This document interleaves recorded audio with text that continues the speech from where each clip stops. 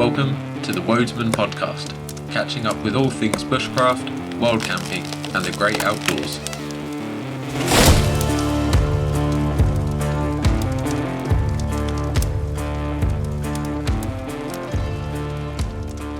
Hi Liam, hi Tom, hi guys. So just a quick voice note from myself just to say I thoroughly enjoyed listening to episode 2 of the Wodesman podcast. It's Christmas Eve. My other half Kelly is an intensive care nurse and she's working a night shift tonight, so I'm home alone getting the house Christmas ready, doing a few jobs and just generally getting some bits sorted for the morning. And I thought, what better way to pass the time more pleasantly than listening to you guys. And yeah, thoroughly enjoyed it. Really interesting stuff.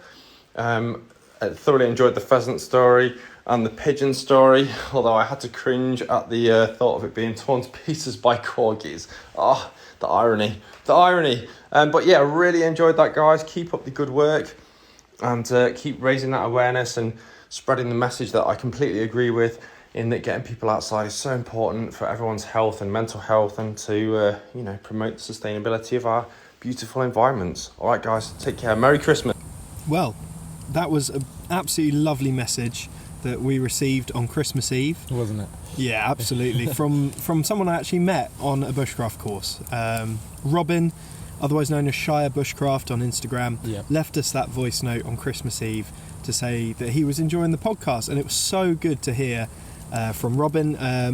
As I said, I met him on a course, so I met him doing bushcraft, and we actually stayed up and chatted about the outdoors and stuff all night. Like, we were doing an axe course, but we just ended up sharing stories. Please do go and check out Robin's page, Shire Bushcraft.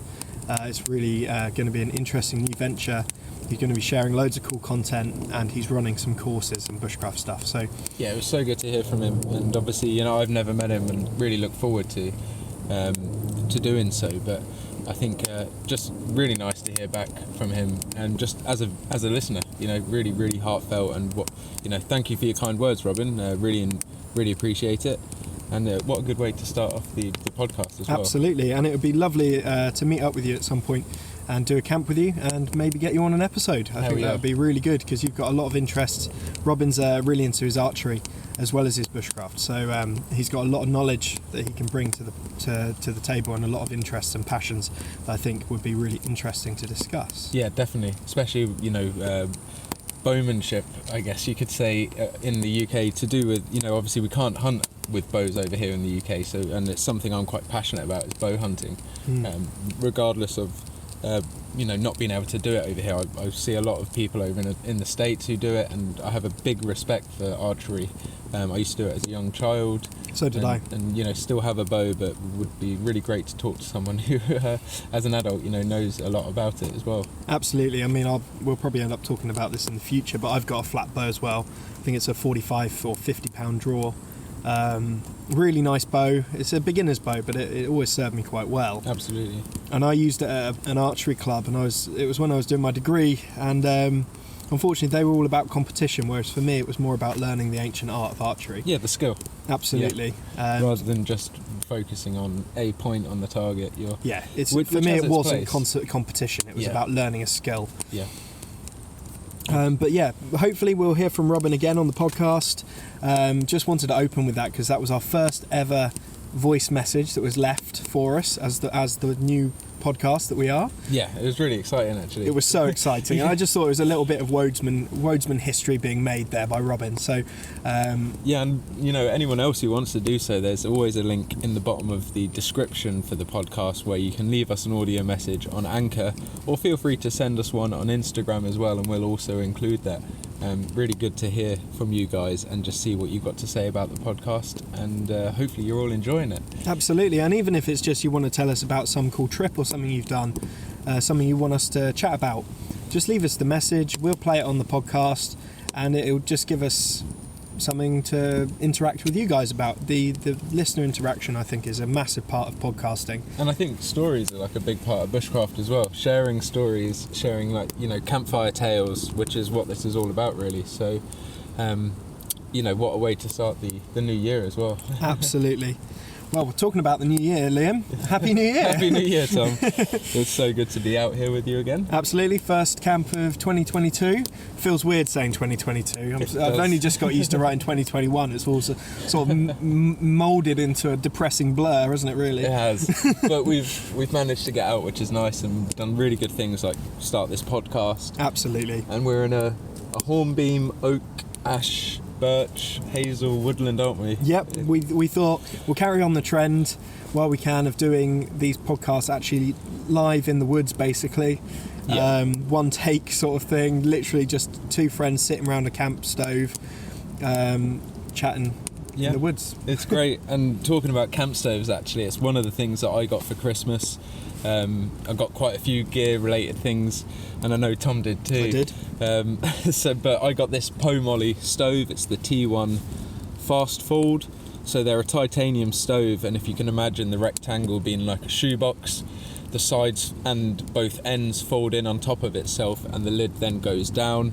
The pipe rolls out from a small kind of 6-inch to 8-inch long roll.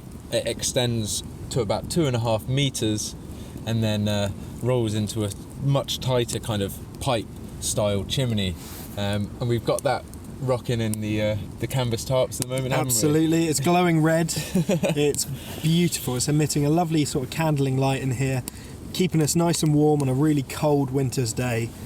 And yeah, it's a brilliant bit of kit, dude. I bet you were absolutely chuffed when you opened that. Oh yeah. It's been on the list for so long, and one of my favourite episodes, which I touched in my last episode on YouTube actually, of Ray Mears, was when he did a winter camp, and he had a hot tent, made a wreath, made candle holders, and ever since I saw that episode as a young child, I was like, I really need to have a camp stove.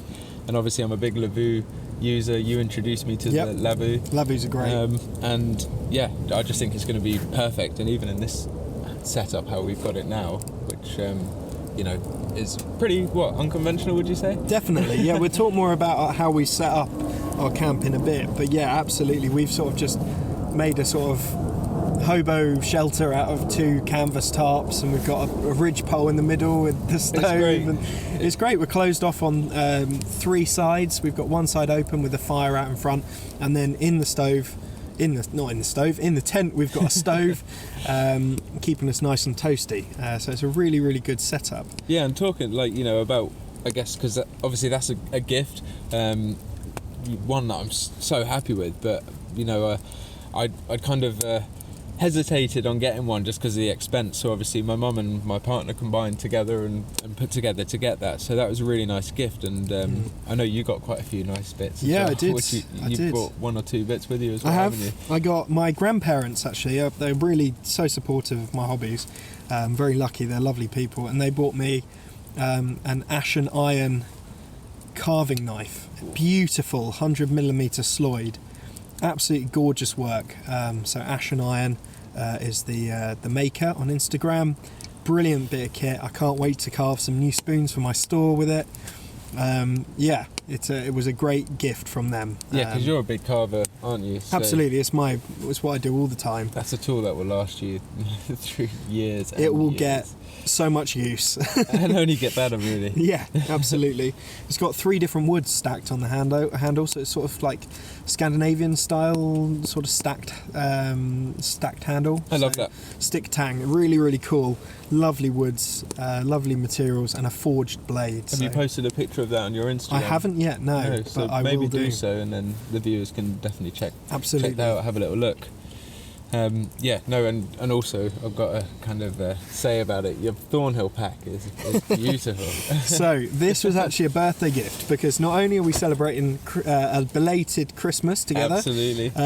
We're also celebrating New Year, because we didn't get to hang out together on New Year, but also 2 days ago it was my birthday, my 28th birthday. It's a kind of a trifecta, isn't it? It is. Celebrations for us. So for us this is a sort of great celebratory camp. So I think let's crack a beer and I'll tell you about this pack. How about that? Absolutely. What have we got here?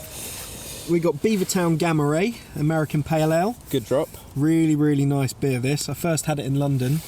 at a bar, and then Off thought the tap. it was nice. I thought it was like the coolest thing in the world to be like drinking hipster beers in hipster places. So Absolutely. Well, cheers, my boy. Yeah, cheers. And very many happy returns. Happy birthday. thank you.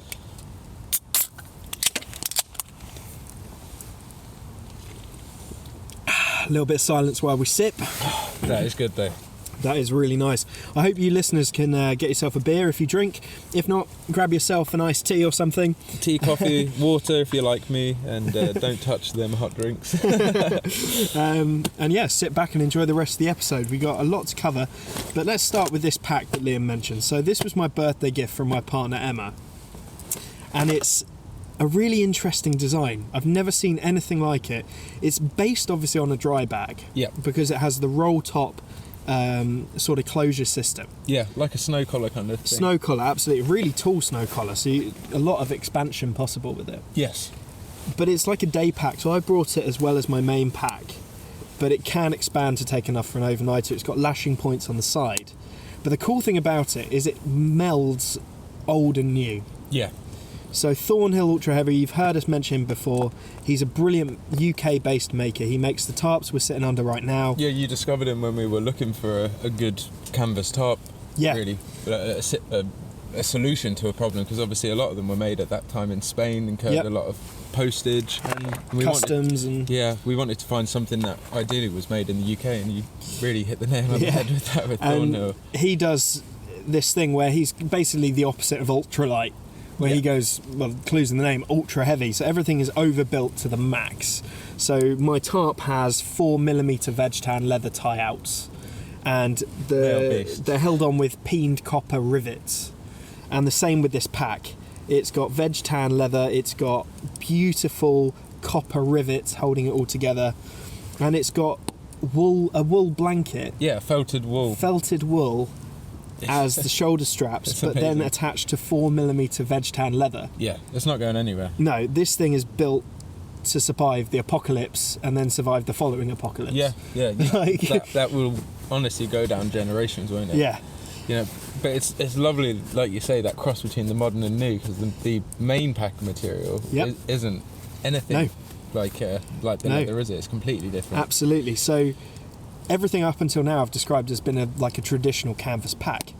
This is actually made of cordura. Yep. And this is actually not just one layer, because that wouldn't be ultra heavy. This is 2 layers of some ridiculously strong cordura material, and it's just a tank. Like, it is. It's so good and thick, hard wearing. You're not going to put anything through it in a hurry. No. That's for sure. So that was my main birthday present, and I'm absolutely stoked by it. I love it. It's brilliant. Yeah, good job, Emma. Well done, Emma. I definitely didn't send a link to her.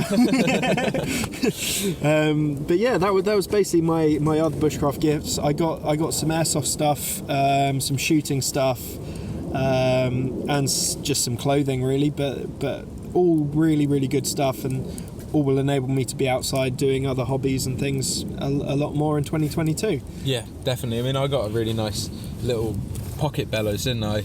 I've been using that on this trip. It's got a really nice red deer antler kind of handle to it, I guess you could say, right near the mouthpiece. Lovely leather lanyard, and it just really helps with things. And Ellie got me that. It's just little useful things like that really mean the world at Christmas. I mean, Liam actually got me a present. He got me a beautiful light for my camera, because obviously we both have YouTube channels. We're always filming in the dark, because in the UK it gets dark at ridiculous times in the winter. And so he got me a light so I can film in the dark, which is really, really kind of you. Thank you very much for that, bro. Well, I knew you'd really taken to mine when I was using it on my last trip, so or our last trip even. So I thought it was just a really useful, handy gift, and it would just help with your content, get a little bit more filming time. Absolutely. And you also reciprocated with a very unexpected sheath for my Gomboy folding saw, so it goes on my belt, and it's made out of wax canvas from Brown's Bushcraft, and it's really, really nice, really lovely material, and it just means that I've always got my saw, and I don't have to keep patting around and looking for it and thinking, where did I last put that down? I always carry my backhoe on my belt in a sheath. Yeah, I've got a little leather sheath for it, and it just makes the world of difference. It's just because you see a beautiful piece of firewood, And instead of having to traipse back to camp to get your saw, it's on your belt. Yeah, it's already on you. And it's funny how we fall back to materials like wax canvas, isn't it? Yeah.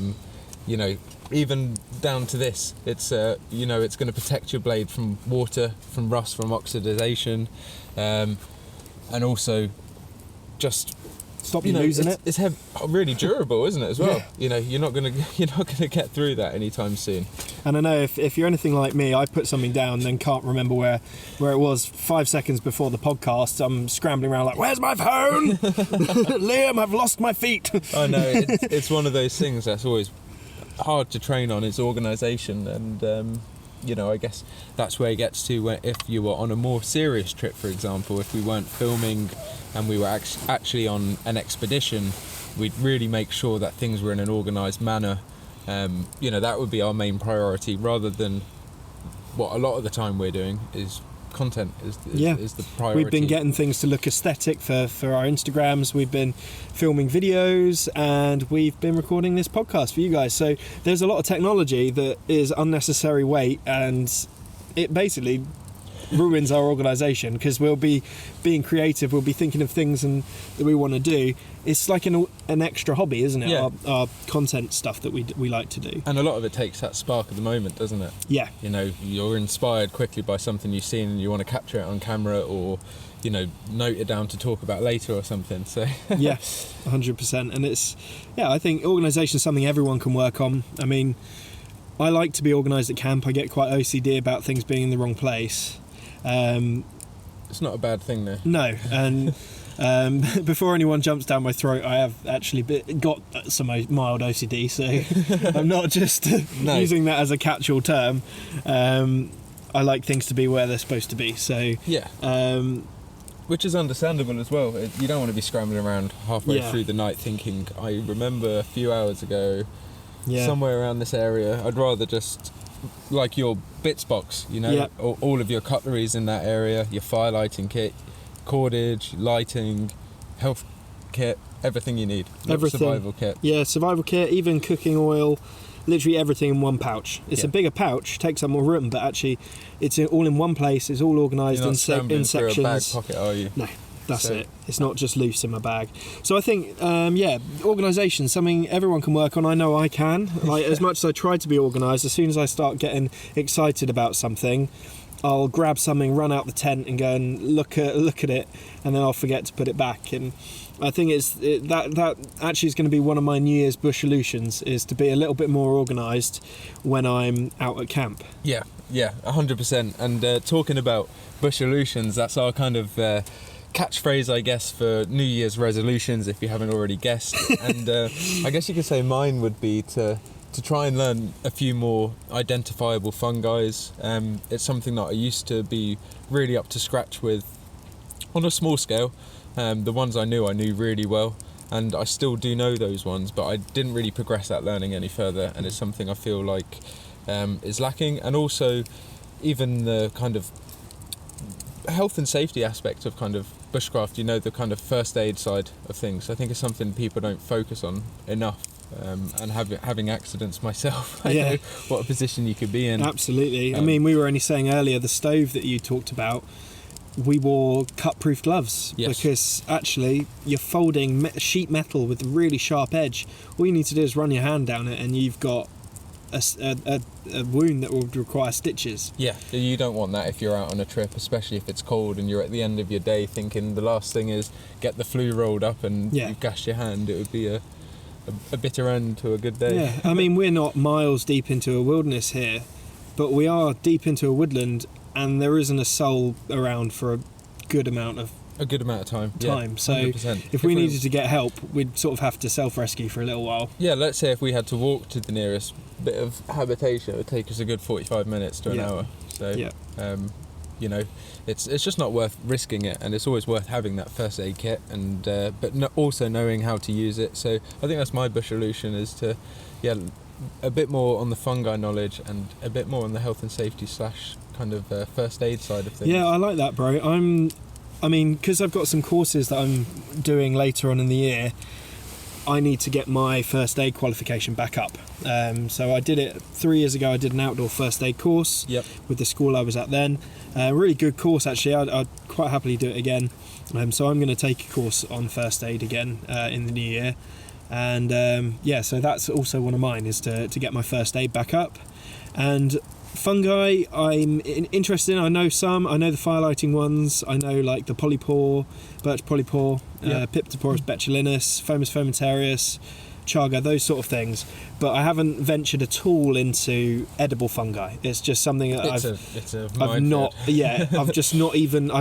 I've never foraged a mushroom. I'm just not a mushroom expert. I love learning about them, and I would love to do a course on it. Yep. But at the moment, I've just not invested the time in that skill. Yeah, I mean, I'm not a big mushroom eater, so I'm not even really doing it for culinary reasons. It's more just to learn them. Just to learn them, yeah. And the joy of learning. Maybe I'll find one I do like. Chicken of the woods. Yeah. Well, we saw that one not so long ago, but it was a bit dry, wasn't it? I found a couple as well of those. I would like to learn to identify dryad saddle, actually. Yep.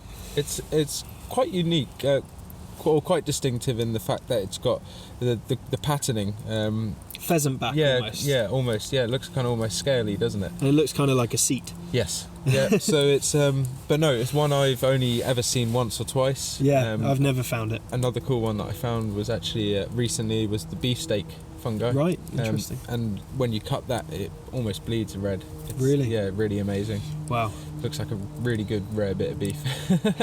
So I think eventually I would like to learn more about fungi, but I think this year, learning wise, I'm just going to try and learn a bit more of everything. Like just give myself more time to learn this year. Whether that's reading books, whether it's just coming out with you and just walking around and us discussing things and going with ID books and finding things. I'd like to learn some more plants, especially in the summer or the spring. Always the new growths when they come out in the spring. I'd like to do some more foraging.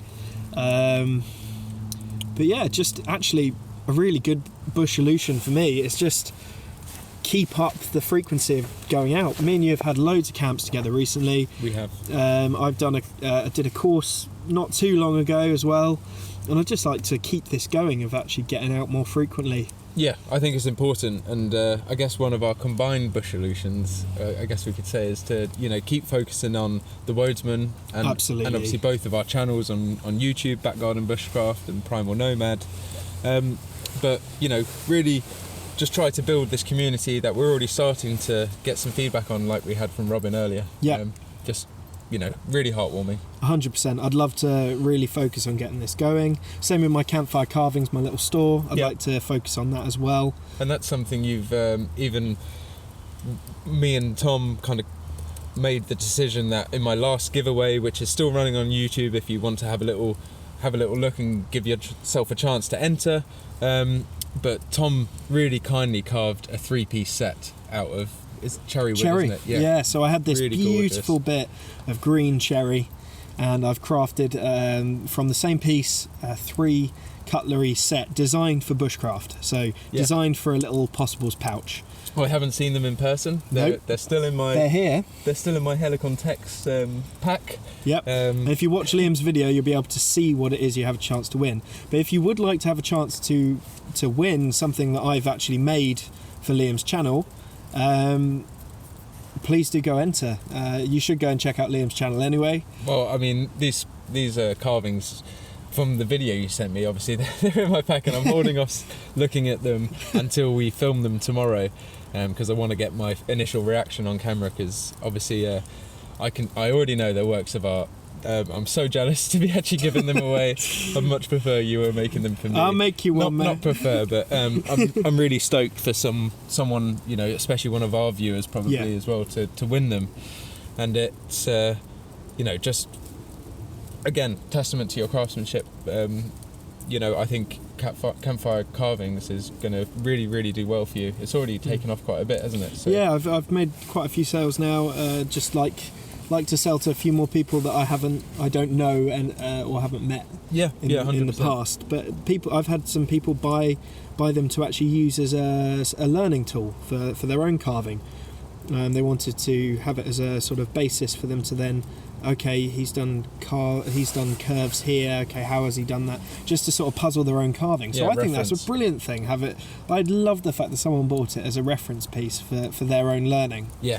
It's really humbling as well, isn't it? Really humbling that someone would want one of my carvings to learn from. So, really, really cool. Yeah, big shout out to that guy. Yeah, absolutely.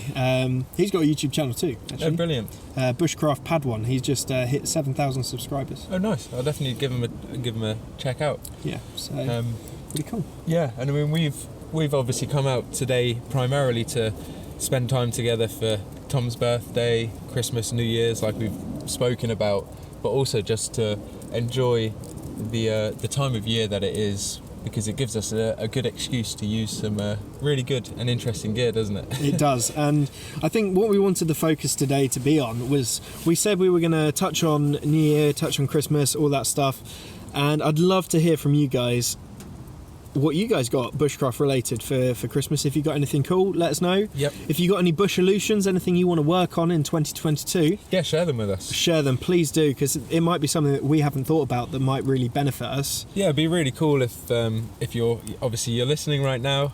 Don't hesitate and just send us a message of what your Bushalution. It can be a text message on Instagram. It can be a voice message. You don't have to send your voice, but. And just let us know. If the name Bushalutions makes you cringe, you don't have to say it. You can say resolutions, it's fine. But no, it'd be so cool to hear. It would be Tom really, said. really cool. And we can maybe, if we get enough of them, so hopefully that's a bit of a kick for you guys to send one in, but if we get enough of them, we can include them all on one big bumper episode. And we do an episode on other people's Bushalutions. Yeah. But we need a few to do it, because we can't respond to nothing. We can't just have Robin and me and Tom again. So that brings us on to the other thing we wanted to talk about, which is completely linked to everything we've talked about. Yes. Pretty much all of the stuff we've mentioned that we got for Christmas is traditional based gear. Liam got his saw sheath, which is made of canvas. I got my leather rucksack, which is, whilst it's got modern elements, it's pretty much made in the traditional style. Oh, it's 100% handmade, isn't it? It's not absolutely just a machine manufactured piece. And whoever wins Liam's giveaway is going to be getting a very traditional piece of gear, literally wooden gifts. Yeah, absolutely. And even the wood stove, although it's made of titanium, which wouldn't have been necessarily available back in the past, it's still the same construction. We haven't really moved past that elemental primitive design. It's a box with fire in a box. It's a fire in a box with a tube out the top. Yeah. So it's really versatile, keeping us nice and warm under here. Absolutely. And yeah, just again another bit of traditional gear. Yeah. So we wanted to talk about how traditional gear in bushcraft is still fantastic. There's no other way of sugarcoating. No. Like, for me, it just is the spirit of bushcraft. Yeah, like, it canvas, you place, touch it, you carry it, and it's so bushcrafty. Yeah. It's so heavily, it's so, like, not lightweight. It's just intrinsically bushcraft, isn't it? It's completely natural, for one. Yep. Everything about it is completely natural, down to the cotton.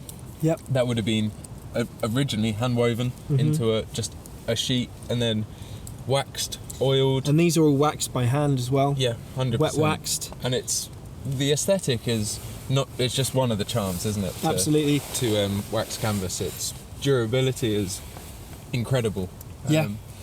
I mean, you could drag a deer with these tarps. 100%. And they wouldn't rip. No.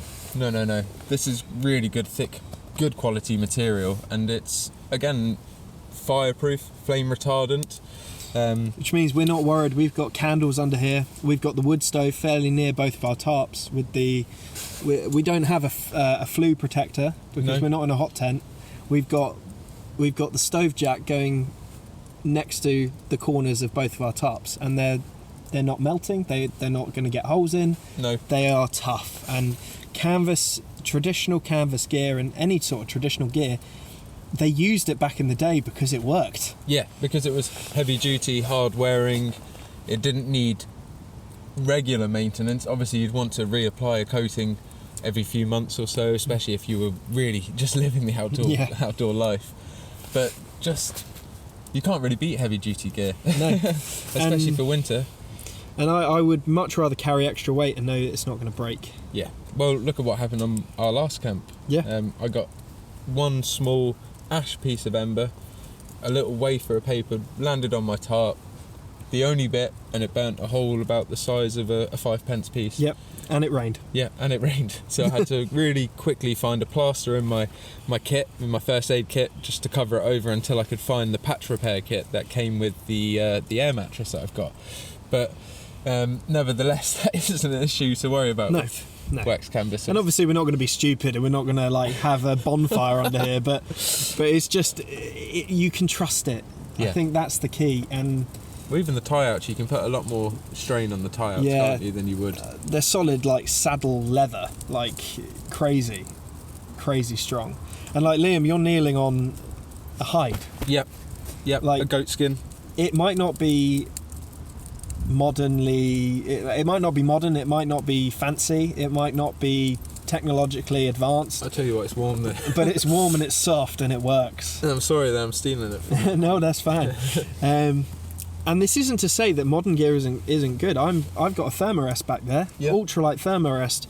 Like I've got a Miltech poncho, a military poncho. Yeah, we're wearing modern clothing. Absolutely, and I think that's what's so cool about bushcraft nowadays. You have access to traditional gear, and you have access to modern gear, and it's about finding what works for you. And for me, it's a blend of the two. Yes. I'm not going to want to carry a wax canvas tarp like this. There's a 3x3. It weighs quite a lot. I'm not going to want to carry that up a mountain. No, 100. It has its place, doesn't it? And actually, I speak from experience there because I have actually hiked up a mountain. I know you've told me this story. With a Frost River Isle Royale, not the small one, the big one. So you knew you could do it. 3 days of rations, all my camping stuff in a wax canvas, traditional pack with no frame. Because to cut the chase, that is how they did it. That's how they did it, and I had a brilliant time. Yeah. But my back ached the next, like, for a week after. Yeah, like, I can imagine. A brilliant pack. I love my Frost Rivers. I love everything canvas. But there is a time and a place for it. And whilst it was a great experience to do that once, I'm probably never taking that pack to the mountains again. No, that would be more suited to like a canoe trip. Let's say if you were going to be going on a really long trip and you wanted the durability thinking, I'm going to be taking things out in every day. I'm going to be putting it on the hard beaten trail. It's going to be thrown into the bottom of a canoe. It needs to be fit for purpose. It needs to just not break, basically. Yeah. That's where it would come into its own, wouldn't it? Yeah. And still versatile enough to bring up the mountain. Absolutely, it worked fine. Yeah. But for comfort and ease, a modern pack with a frame might have been a better choice there. Yes. But I just love traditional gear, and for bushcraft, for me, it feels so cozy. My black canvas 3x3 that we're sitting in just seems to trap the heat so nicely. It does. Yeah, it's really, really good, and it's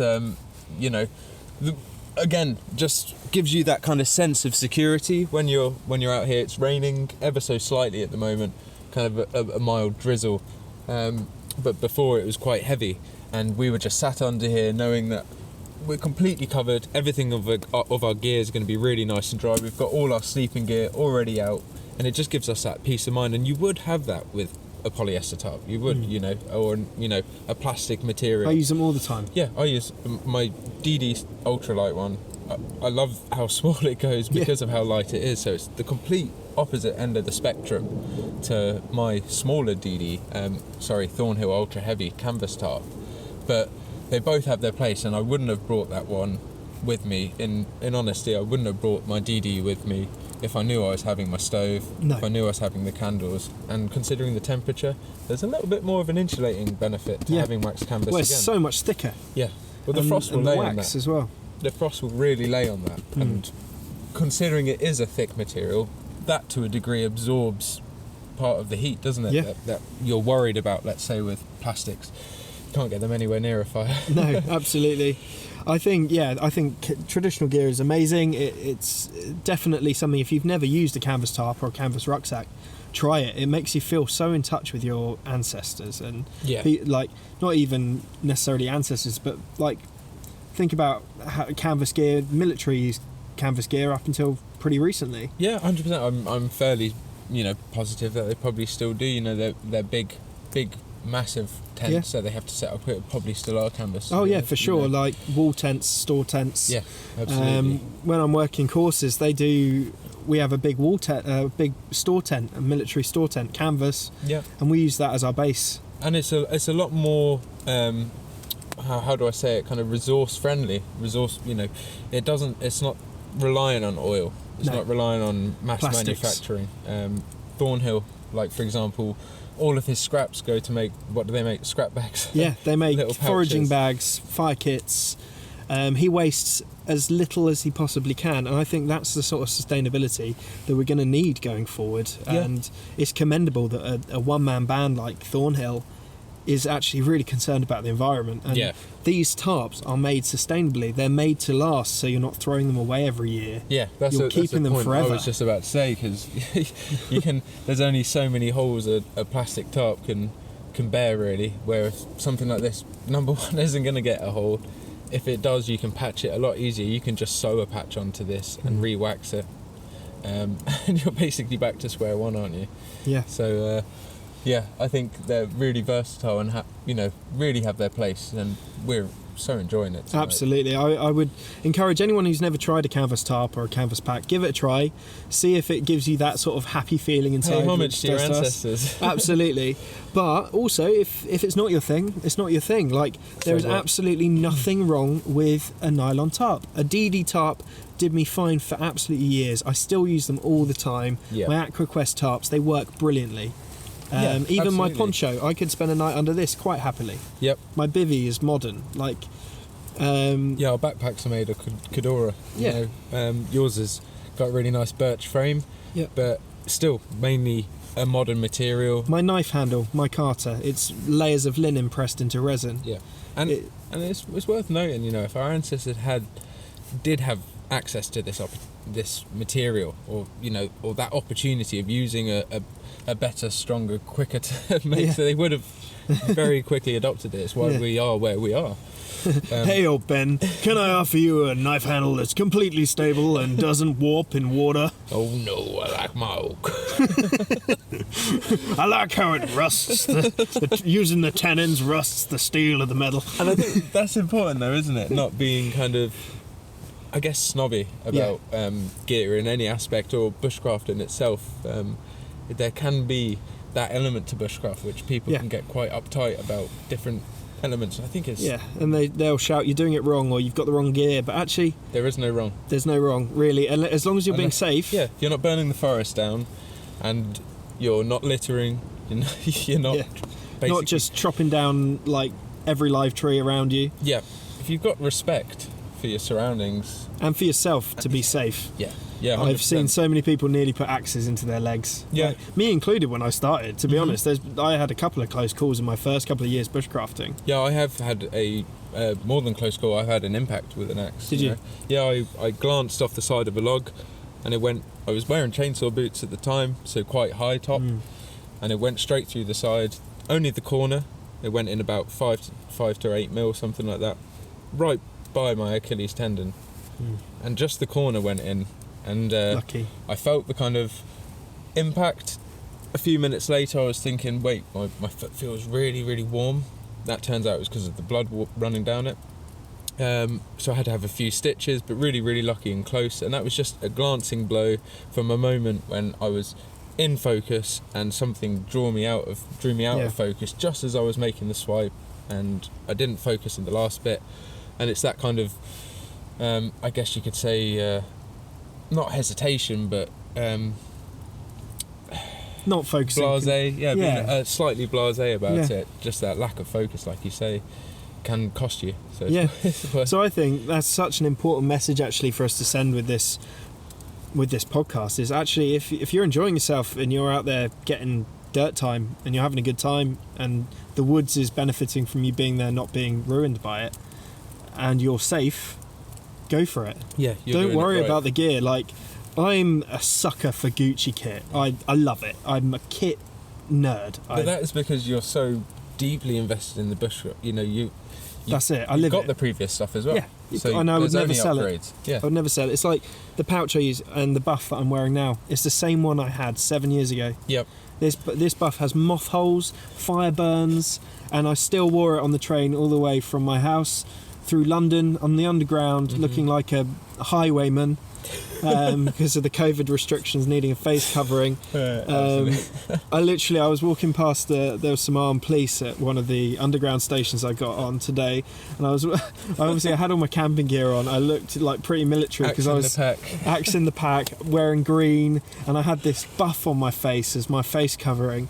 And I looked like a bloody highwayman, and I was just waiting for them to say, "You can't go in there, sir." It's just like, don't strip search me, officer. It must be so funny when they see us bushcrafters walking through town, on the way to a trip, and we're all geared up. Really, really funny. But no, it is an important message, though, isn't it? To be respectful of the woods and don't get kept up on gear. Good gear's good gear, really, and that's like Tom. He's a sucker for Gucci gear, like I am. But that's because, for me, if there's a really good upgrade, I'm gonna eventually take that. It might be on the wish list for years. And some of my viewers, can say to me, "Oh, wow, you've got a Wii Sport bag," or "Wow, you've got such a nice saw." But it's because I've gone through the other ones before, and I've still got my Laplander that's as blunt as anything. Yep. I've got a Silky, and I still prefer my backhoe. Yeah, and not because it cuts as well, which it doesn't, because I've used it so much that it feels like my saw. Yeah. And whilst I have a Silky which I use for my carvings at home, when I'm out in the woods, I want my backhoe on my side. Yeah, it's what's familiar, and I think that's an important thing to get comfortable with kit. And again, it goes back to that kind of what we spoke about earlier, that organisation, because the more you get comfortable and confident with things, your efficiency in using it, or let's say even making camp, like when me and Tom are making camp, we find ourselves, even if we're doing our own separate camp, obviously today we're in a combined shelter, but when we're doing separate camps, we kind of reach the same stages at the same time, at similar points, despite the method. And we're constantly like talking to each other and asking each other, "Hey, what do you think about this? Oh, wouldn't this be cool if I did it this way?" And today we literally did this in half an hour. Yeah, we put up a plough point, didn't we? You found a really nice hornbeam centre pole, and it works really well. I'll probably try and include this in the thumbnail for the episode. Good idea. Just a shot of this so you guys can see. But it's, like we said, unconventional, but works a treat. Yeah, it's great. It's keeping the heat in. I'm nice and warm. We've not even got our boots on at the moment. No. And my feet aren't even near the fire, and they're still not that cold. And talking about fire, should we open it up and get another log on? Let's get a log on. So we've got the wood stove just here, good bed of embers in there, and Tom split up this really knotty bit of oak, haven't you? Yeah. What axe was that you used? So I used my outdoor axe, the same axe I've been using for years. I've got loads of axes. Now, I talk about not being obsessed with gear. I'm not really. For me, it's about the skills and practicing and just getting outside. But I'm also a collector. And so I have probably 15 plus axes. Yeah. I've everything from double bits, Viking heritage axes that are hand forged, tomahawks, even tactical axes, just because I collect them. Like, for me, I collect them. But until you love that, aren't they? I just love axes, and don't get me wrong, I'm sure my landlord would find it amusing, not amusing, terrifying, if he looked under my bed and found like 15 axes in a crate. But I love collecting them, and then I love coming out to the woods and learning how to use them properly. Yeah. And you saw today, I had the tiny little outdoor hatchet, and I'm splitting decently sized oak logs. Yeah, good 6-inch rounds. Because I've used the axe so much that I know how to get the best out of it. Yeah, it was impressive, honestly. And that's saying, that's me commending your ability with it, because it was, they were pretty unmanageable pieces for such a small axe. Well, so it weighs nothing, does it? It's got, what, a 2.5-3 inch head? blade yeah. on it at max. And max, and it's really, really light. Yeah. So that's the Grand's Force Outdoors axe. More akin to a throwing axe. It is. It's like a little tomahawk, really, Yeah. but it's got a collar for wood splitting, which is quite handy actually for a stove. It gives you that security that if you are taking on a bigger piece like that, if you do, let's say, slightly overstrike, or even not with a big piece, you don't have to overstrike. If you catch it, it could obviously put a little bit of strain on that wood. So that metal overstrike protector really, really handy, and that's a feature on other Grand's Force axes, isn't it? That's really. I've got the larger splitting axe, which splits wood like a beast. And that's got a collar on it, which is really good if you're splitting large pieces of wood, and you don't have to worry about the handle then. Yeah, something I'd like to, use a bit more is an axe. I always tend to go back to saw, but I do use an axe a lot at home, splitting timber. So I'm down with it. But I've got a really nice, actually small wildlife hatchet kind of size. Beautiful. That I picked up at the Bushcraft. Wettlings, isn't it? Yeah, really, really nice. And I think it was Dustin from Bushcraft Tools' old axe. So, I remember you buying it. Really, really nice, small, manageable axe, perfect for the stove. And just really enjoyed it. I'm probably going to split up some wood in a little bit because we're running down our pile a bit, aren't we? We are. But it's just a lovely evening, and really happy to share it with you guys, and hope you've kind of gained a bit of insight about our thoughts on traditional gear and their place in bushcraft. Yeah, and I think they absolutely have a place. I love traditional gear. I'm a massive proponent for it. But also I love modern gear. I love my tactical packs. I love military gear. I just love gear. Yeah. So I mean, what would your, just to put you on the spot, what would your favourite piece of traditional gear be if you had to pick one of the bits that you've got? Because I know you've got quite a collection, and it might give a little bit of kind of inspiration to some of our listeners here of something that they might find versatile and useful. And so for this, I'm going to exclude axes and knives. Yeah, of course. Because, like, you could look at loads of my hand-forged axes or knives and say, that's traditional gear. It is, I've got Viking axe. Yeah. But for the sake of this, that would obviously be my pick if that was included, so I'm just not going to include any tools. So I think, for me, it would have to be a canvas pack. Yeah. Yeah, something like a Frost River or the Thornhill pack like I'm using now. There's so many good makes. And is that just because of hard wearingness, or because of style, or just because of... You explain. I think both those things. I think style, I love the look of them. Yep. I love the traditional colours, like the brown canvas, how it blends in with the environment. I love the fact that it looks old. Yeah. Like, there's something, I know what you mean. Oh, I just love it. And they get weathered, and they get mud in the canvas, and they start to get dirty, and character. The leather starts to, like, the Frost River packs have a pigskin bit on the straps that's like yellow. You use that a lot, and you get soot on it, you get dirt on it, and it just tells a story. It tells the story of your bushcraft adventures. I and guess every you're time looking at it and remembering different trips at every mark.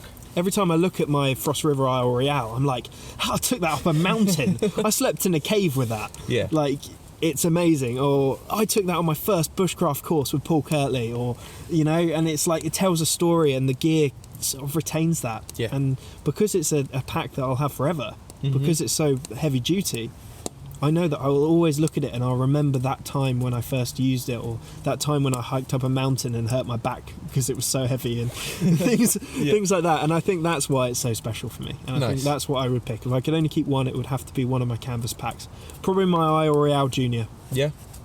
Just because it's so versatile. No, I like that. No, brilliant. So definitely, guys, go out and have a look. If you haven't got any traditional gear, it's not something you've got to get. It's not a necessity for bushcraft, but do contemplate it. If you've been kind of putting it on the back burner thinking, oh, that's going to be heavy, is it a bit overkill? Yeah, it might be, but at the end of the day, it's what a lot of people in our past, in our history, have used. Even if you don't want to pay homage to them and kind of the respect of, I'm going to do it the way my grandparents did it, my great-great-grandparents, my millennial grandparents did it, just give it a chance. There are some lessons to be had from it as well. Yeah. Like the first time I used it, Weight management. massively, because they don't have a frame in them. No. You'll find the leather and a bit at the top rubs into your back. Well, even putting your 3x3 tarp in a modern pack adds how much weight? Double.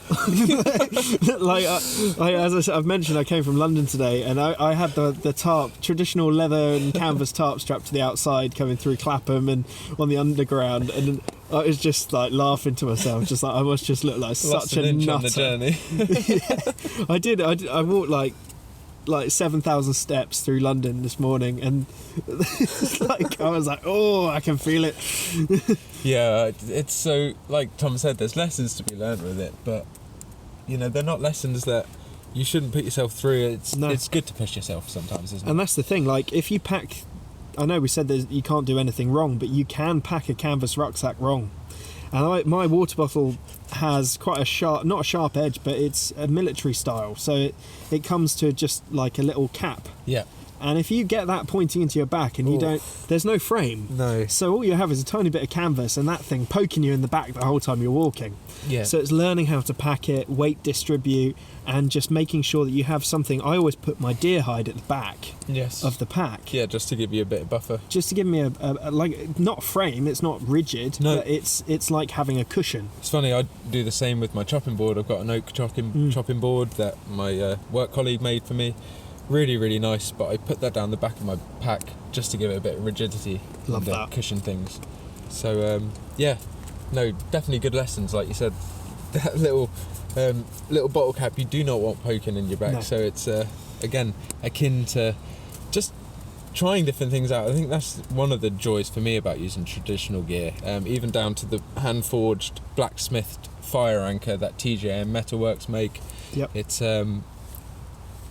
purely raw iron. Yep. It's literally just And we very could heavy duty bit. easily make a thing with willow or something Yep. that would support a pot over the fire. Yeah, absolutely. There's plenty of willow around. There's even hazel, you know, just down a few hundred yards down the way. So there's loads of opportunities, but it's good to just use it. They're heavy duty, and let's say if things were a little bit in a worse situation and you found yourself and all you had was a cotton bed sheet and for some reason some oil or some wax, you could make yourself one of these.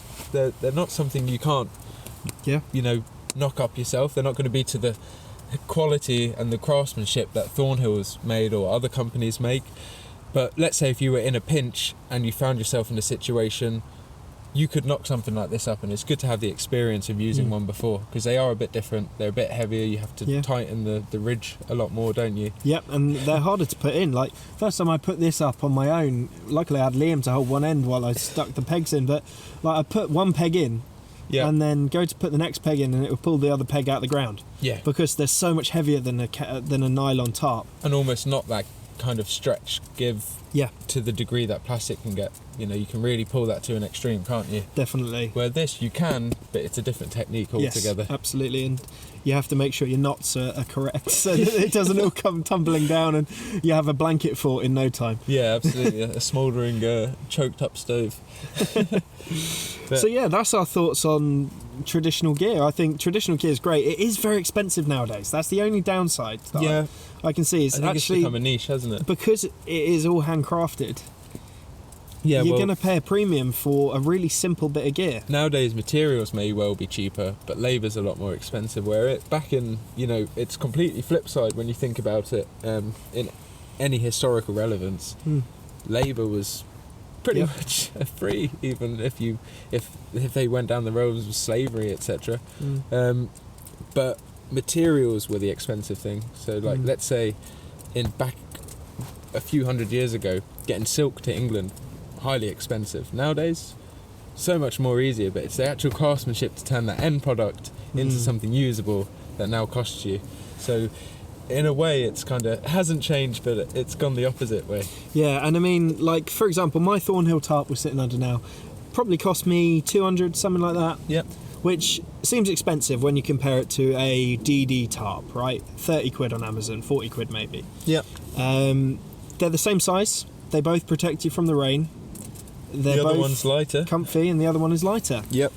But this has been crafted by love and care to an incredible amount of craftsmanship, and it will last a lifetime. Yeah, and with all kind of handmade things, even down to, you know, Tom's carvings, my work as a heritage brick mason, you know, self-employed I do that. Hopefully in the future me and Tom will be running, you know, bushcraft related events. Hopefully that would be amazing. The big dream. But I think one of the big things about focusing on handmade and British made stuff is that you're not only getting something of really, really good quality, but you're getting something that's helping an English family. Like, you know, it's helping send Thornhill to better places, or his children and to a dancing lesson or something. Exactly, and you're paying for his skill that he's spent years and years learning. Yeah, developing. Like, and it's the same with my carvings. Like, you could go to Tesco's and you could buy a machine-produced spoon for a couple of quid. Yeah. Whereas my spoons cost about 20 quid. And that's because I've spent hours and hours of my time making sure I am happy with that product and making it as good as I possibly can with my experience. They are pieces of art, That's it. piece of art, that are functional. Functional art. Yeah. And it's not, you know, when I say art, I don't mean it as it's an art piece and that's the premise it's sold on, but they're crafted to such a high level. With love as well. Yeah, with the care and attention. It's not just a machine's done this. There's a story There's to 1,000 of these. You've got a unique piece. Mm-hmm. Because Tom's made that unique piece, and he will never make one, even if he tries 100 times to make that spoon the same. There'll always be a subtle, slight difference. My pack, even for example. Why did I say I wanted it? Because it's unique. Yeah. When would you ever see anyone with I've one? never seen anyone with a pack quite like this. And I don't think you will, because even if Thornhill makes one again, it will have subtle differences. The leather's going to be from a different animal. The pattern's going to be in a different place. Exactly. The stitching's going to be slightly different, maybe, you know. Even by the time anyone else gets their hands on one, I will have worn this so much the leather will have changed colour. We'll have a good patina. And you know, I think that's, again, just one of the good things about just bushcraft in general. I know I keep going back to that term, but it's so all encompassing. It doesn't matter if you have modern gear, it doesn't matter if you have traditional gear, as long as you've got a good understanding of your environment and confidence in yourself and your own skills. It can get quite daunting maybe hearing two people who are quite vested in bushcraft discuss it, but we both started knowing nothing. Absolutely. I still don't feel like I know much, and that's because it's such a big subject. Well, and it needs more questions, doesn't it? The more you find out, the more you think, well, why is that? Or how is that? Or well, what if? And it's a slippery slope, isn't it? It is, and there's always going to be something I want to learn, and that's why I keep coming back to the hobby. That's why I'm obsessed with it. Like, I would say I am obsessed with bushcraft. I think about it when I go to bed and I can't sleep. I'm just lying awake thinking about, like, oh, how am I going to do this top shelter, you know? And I'm so nerdy about it, like, and I love that. And I just hope that other people feel that, because it's just, I love being nerdy about bushcraft. Yeah, I think it's why we both decided we wanted to do this podcast, and again why we made those Bushalutions, you know, to try and better some of our skills. Like Tom said, he wants to just generally get out there and experience more and do more bushcraft and just learn what comes at him. I want to focus on my fungi and my kind of health and safety, which Tom's also focusing on, and I think it's just that kind of that shared love and shared passion for things, all outdoors, all encompassing, that is really important. So definitely send us in some of your Bushalutions. Please do. And I think don't be daunted. Like, you don't need expensive gear. We've talked about a lot of expensive gear, and whilst I love it and it's great, you can start with cheap gear and just make sure your sleeping bag's going to be warm enough and you've got enough clothes. But don't get caught up on the gear. We love gear, but that's almost a separate hobby for me. It always comes back to the skills and the experiences and just spending time in the woods with good friends, getting those memories. For me, life is about memories. And I think that's what we want to convey in this podcast is, you know, we're not discussing traditional gear because it's an essential. It's because we have an experience with it and we want to share it with you. And we like it. Yeah, and we like it, absolutely. So it's really important to just not be snobby about things. Just enjoy it. I would never think, oh wow, he's got a Wilco tarp. Like I don't care. Like if it's a tarp and it works, good. You're out in the woods. Yeah, and I think there's even a time and a place to, maybe we can discuss in a future podcast about budget bushcraft. And maybe we could go to somewhere, pick up some cheap gear and do a night. Or a few nights. Yeah, that would be really awesome. I like that. Yeah, it'd be good. Definitely. Get away from the snobbiness. Well, we hope you've enjoyed, I guess, us discussing all of that. Yeah, it's been quite a long episode, I think. I think so. Episode 3, we've covered a lot. We've covered traditional gear. We've covered sort of the fact not to get caught up in gear, even if we both are obsessed with it. It's not the end of the world. No, we're both more than happily go out and do this. With nothing. With nothing, yeah. We'd make a shelter. In fact, just before we end, because that's just reminded me of something, I did a course with Frontier Bushcraft, Intermediate Bushcraft, and you start off with your full pack with all your modern gear and all your expensive Gucci stuff. Yeah. And each day you get a few bits of the gear taken away from you, or you're not allowed to use it anymore. So you start off with the tarp, spend a night in a bivvy, and by the end of it, you've lived in a natural shelter without a sleeping bag for like the last 3 days of the week-long course, and the only bit of like gear that you're still using is like the knife on your belt, the saw on your belt, the ferro rod. No, actually. Bow drill. So you're not allowed to get a fire going with any other method other than bow drill. Bow drill, nice. And you So need to purify your water from the stream. Okay. So you need to get the fire going to purify your water. Yeah, absolutely. And I think you're allowed to use a sleeping bag if you get cold. I can't really remember now, it was a couple of years ago. But like, we used a wool blanket instead, and we had a fire in the shelter, 4-man natural shelter, and it just showed that actually you don't need the fancy gear. No. If you've got it, great. I love it. I love collecting it. I love using it. But you don't need it. No. I've done 2 nights in a natural shelter. That was on a woodlaw course when I was much younger. That was a junior fundamental course. We had to build an A-frame kind of shelter for 2-man. And it was, really comfortable. And it showed you don't actually need a tarp. If you've got a good depth of leaves, let's say, even just leaf litter on that shelter, fingertip to elbow depth, you're pretty much covered. Yeah. It's a good thatch, and maybe something we'll, try to get on camera sometime. I'd love to do that again. I mean, we really thatched ours like tip to right to the shoulder almost, because we had bad weather coming in. And I think the thing about that though is it also teaches you to value your tarp. Because making a natural shelter isn't as easy as some YouTubers and things make it look. No, well, they've got a lot of time on their hands. They can do it over multiple days, and I like, it's great. You can do it in a short amount of time, but it's a lot of work. It's so much work, lots of calories, and actually, I've never been more tired than when I got back from that course. No, and takes it out of you. It shows that actually carrying a tarp is a lot less work than building the shelter, but it makes you also realise that actually if you lost your tarp or you didn't have a tarp, you'd still be okay. You'd still be okay. You've just got to think about it with a different frame of mind, and like Tom said, it would just make you value that bit of equipment even much more, which again goes back to, the weight of the thing can always be an indication of that kind of reminder of what you're taking with you and the importance it really means. Don't take it for granted. 100%. Awesome. I do hope you've enjoyed our 3rd episode of the Wodesman podcast. It's been really fun just chatting with you, buddy. Really enjoyed it. And we're going to have a few more episodes coming out from this camp.